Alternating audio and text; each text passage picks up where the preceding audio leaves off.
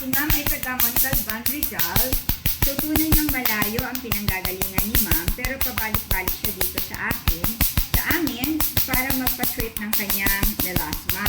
Dati, ang melasma ni ma'am ay sobrang dark.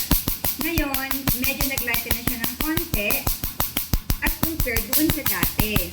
Kahit konti ang pag-lighten niya, malaki.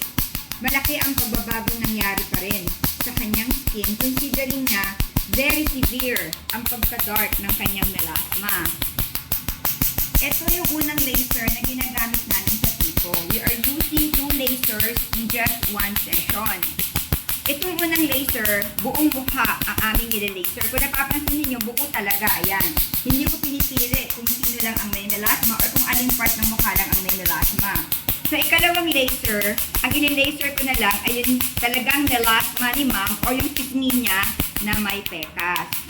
So, tunay nga totoo ang kasabihan na walang malayong lugar sa taong gustong pumunta.